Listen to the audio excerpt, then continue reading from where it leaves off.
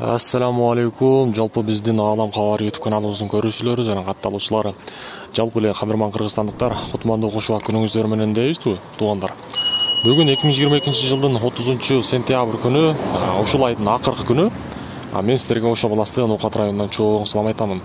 Адаттагыдай сиздерге эртең мененки валюта курстарды тааныштырайын, андыктан биз менен бирге болуп туруңуздар.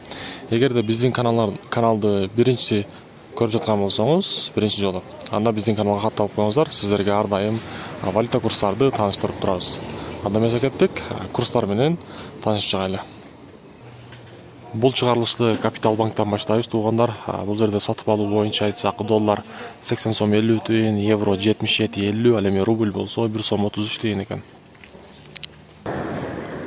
Байчумбанк доллар 82, евро 79, ал эми рубль болсо 1.33. Коммерциялык Кыргызстан банк боюнча айтсак, бул жерде сатып алуу доллар 80 сом 30 тиен, евро 79.80, ал эми рубль болсо 1.33.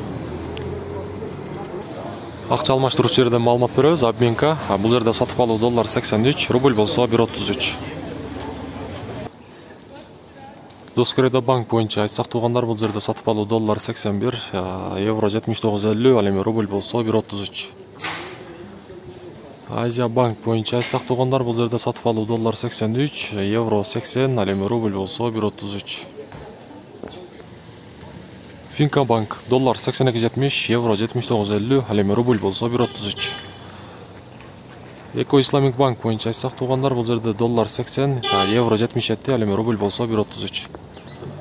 Бүгүнкү 30-сентябрдын туугандар, жума күнгө карата эртең мененки валюта курстары ушундай болду. Буюрса сиздерге түшкү курстарды дагы көрсөтүшкө аракет кылабыз. Андыктан биз менен бирге болуп туруңуздар. Ар дайым колдоодо болуп туруңуздар.